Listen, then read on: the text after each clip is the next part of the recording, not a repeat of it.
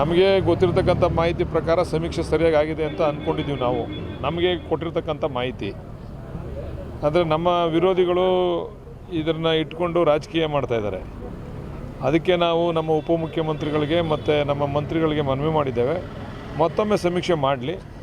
ಮತ್ತೊಮ್ಮೆ ಸಮೀಕ್ಷೆ ಮಾಡೋದ್ರಿಂದ ಏನೂ ತಪ್ಪಾಗೋದಿಲ್ಲ. ಅದಕ್ಕೆ ಮುಖ್ಯಮಂತ್ರಿಗಳನ್ನ ಒಪ್ಪಿಸಿ ಮತ್ತೊಮ್ಮೆ ಸಮೀಕ್ಷೆ ಮಾಡಿಸಿ ಅಂತೇಳಿ ಮನವಿ ಮಾಡಿದ್ವಿ. ಭವಿಷ್ಯ ಅದು ಚರ್ಚೆ ಆಗ್ತಾಯಿದೆ. ಆಗುತ್ತೆ ಸರ್ ಮತ್ತೊಮ್ಮೆ ಸಮೀಕ್ಷೆ, ಮತ್ತು ಇದನ್ನು ಈಗ ಅಂಗೀಕಾರ ಮಾಡ್ತಾರಾ ಅಥವಾ ಹೇಗೆ ಸರ್? ಅಲ್ಲ, ಅದ್ರ ಬಗ್ಗೆ ತೀರ್ಮಾನ ಇನ್ನೂ ಆಗಬೇಕಲ್ಲ. ಅವ್ರು ನೆನ್ನೆ ಎಲ್ಲ ನಮ್ಮ ಎಚ್ ಕೆ ಪಾಟೀಲ್ರು ಹೇಳಿದಾರಲ್ಲ, ಲಾ ಮಿನಿಸ್ಟ್ರ್ ಹೇಳಿದ್ದಾರೆ, ಇನ್ನೂ ಹಲವಾರು ಬಾರಿ ಚರ್ಚೆ ಆಗಬೇಕಿದು, ಸಾಧಕ ಬಾಧಕ ಚರ್ಚೆ ಆಗಬೇಕು, ಜನಗಳಲ್ಲಿರ್ತಕ್ಕಂಥ ಗೊಂದಲ ನಿವಾರಣೆ ಆಗಬೇಕು.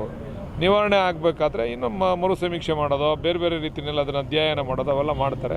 ಅದಾದ ನಂತರ ಒಂದು ತೀರ್ಮಾನ ತಗೊತಾರೆ. ಬಹುತೇಕ ಕಡೆ ಮನೆಗಳಿಗೆ ಬಂದು ಸಮೀಕ್ಷೆ ಮಾಡಿಲ್ಲ ಅನ್ನೋದ್ರ ಬಗ್ಗೆ ಕೂಡ ಚರ್ಚೆ ಆಗ್ತದೆ. ಅದನ್ನೇ ನಾವು ಹೇಳಿದ್ದು. ಅದಕ್ಕೋಸ್ಕರ ಈ ಒಂದು ವಿರೋಧ ಪಕ್ಷಗಳು ಮಾಡ್ತಾ ಇರ್ತಕ್ಕಂಥ ಆರೋಪಕ್ಕೆ ನಾವು ಏನಾದ್ರು ಅಂತಿಮವಾದಂಥ ತೆರೆ ಎಳಿಬೇಕಲ್ವಾ.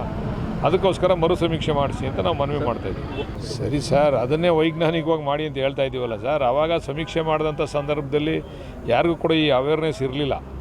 ಈಗ ಅವೇರ್ನೆಸ್ ಕ್ರಿಯೇಟ್ ಆಗಿದೆ. ಅವೇರ್ನೆಸ್ ಕ್ರಿಯೇಟ್ ಆಗಿರೋದ್ರಿಂದ ಮತ್ತೊಮ್ಮೆ ಸಮೀಕ್ಷೆ ಮಾಡಿ ಅಂತ ಮನವಿ ಮಾಡಿದ್ದೀವಿ. ಬಹುಶಃ ಅದು ಫಲಿಸ್ತದೆ ಅಂತ ಅಂದ್ಕೊಂಡಿದ್ದೀವಿ. ಒಪ್ಪಿಗೆ ಪ್ರಶ್ನೆ ಅಲ್ಲ ಇದು. ಜನಗಳ ಬಯಕೆಗೆ ತಕ್ಕಂತೆ ಸರ್ಕಾರ ಕೆಲಸ ಮಾಡಬೇಕು. ನನಗೆ ಒಪ್ಪಿಗೆನೋ ನಿಮ್ಗೆ ಒಪ್ಪಿಗೆನೋ ಮಾಧ್ಯಮದವ್ರಿಗೆ ಒಪ್ಪಿಗೆ ಪ್ರಕಾರ ಅಂತಲ್ಲ.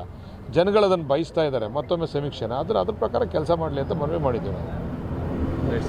ಸರ್, ಈಗ ಅಂದರೆ ಒಕ್ಕಲಿಗ ಮತ್ತು ಲಿಂಗಾಯತ ಶಾಸಕರು ಕೂಡ ಸೇರಿ ಎರಡು ಸಮುದಾಯಗಳಿಗೆ ಈ ಸಮೀಕ್ಷೆಯಿಂದ ಅನ್ಯಾಯ ಆಗ್ತಾ ಇದ್ರು ಅನ್ನೋ ಬಗ್ಗೆ ಇನ್ನೊಂದು ಸಭೆ ಮಾಡ್ತಾರೆ. ಅವೆಲ್ಲ ಸುಳ್ಳು ರೀ. ಅವೆಲ್ಲ ನಿಮ್ಮ ಮಾಧ್ಯಮಗಳ ಸೃಷ್ಟಿ ಅಷ್ಟೇ. ಅವೆಲ್ಲ ನೀವು ಜನಗಳ ಅಭಿಪ್ರಾಯನ ಅದನ್ನು ಮನ್ನಣೆ ಕೊಡಿ ಅಂತ ಒತ್ತಡ ಆಗ್ತಾ ಇದ್ದೀವಿ ಅಷ್ಟೇ ಸರ್ಕಾರದ ಮೇಲೆ, ಅಷ್ಟೇ. ಅಷ್ಟ್ಬಿಟ್ರೆ ಇನ್ನೇನಿಲ್ಲ. ಅಲ್ಲ, ಆ ವಿಚಾರವಾಗಿ ಇಟ್ಕೊಂಡ್ರೆ ಸರ್ ಒಕ್ಕಲಿಗರೇ ಸಪ್ರೇಟಾಗಿ ಶಾಸಕಗಳು ಸಭೆ ಮಾಡುವಂಥ ಅವಶ್ಯಕತೆ ಇದೆಯಾ ಸರ್?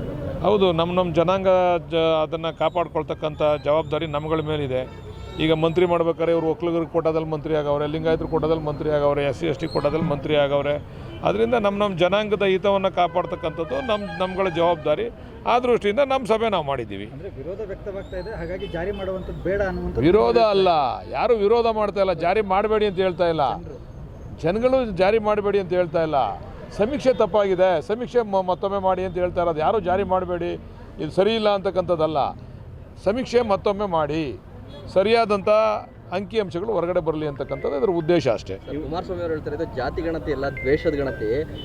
ಜಾತಿಗಳ ಕುಮಾರಸ್ವಾಮಿರವ್ರ ಮಾತಿಗೆ ಉತ್ತರ ಕೊಡ್ತಕ್ಕಂಥ ಅವಶ್ಯಕತೆ ಇಲ್ಲ. ಆಮೇಲೆ ಅವ್ರು ಏನು ಮಾತಾಡಿದ್ರು ರಾಜಕೀಯವಾಗಿ ಮಾತಾಡ್ತಾರೆ. ಅವರೇ ಇದ್ದಂಥ ಸಂದರ್ಭದಲ್ಲಿ ಇದನ್ನು ಸಮೀಕ್ಷೆ ಮಾಡಿಸ್ಬೇಕೋ ಬೇಡವೋ ಅಂತೇಳಿ ಅವರೇ ಮುಖ್ಯಮಂತ್ರಿ ಆಗಿದ್ದಂತಾಗ ಅದನ್ನು ಕ್ಲೋಸ್ ಮಾಡ್ಬೋದಾಗಿತ್ತಲ್ವ. ಅವರು ಪ್ರತಿಯೊಂದು ಮಾತಿನಲ್ಲೂ ಕೂಡ ರಾಜಕೀಯ ಪ್ರೇರಿತವಾಗಿರ್ತದೆ. ಜೊತೆಗೆ ಮುಖ್ಯಮಂತ್ರಿಗಳನ್ನ ಉಪಮುಖ್ಯಮಂತ್ರಿಗಳನ್ನ ಟಾರ್ಗೆಟ್ ಇಟ್ಕೊಂಡು ಮಾತಾಡ್ತಾರೆ. ಅದರಿಂದ ಅವ್ರ ಮಾತುಗಳಿಗೆ ನಾವು ಹೆಚ್ಚು ಅರ್ಥ ಕೊಡ್ತಕ್ಕಂಥದ್ದು ಅವಶ್ಯಕತೆ ಇಲ್ಲ ಅಂತ ನನ್ನ ಅಭಿಪ್ರಾಯ.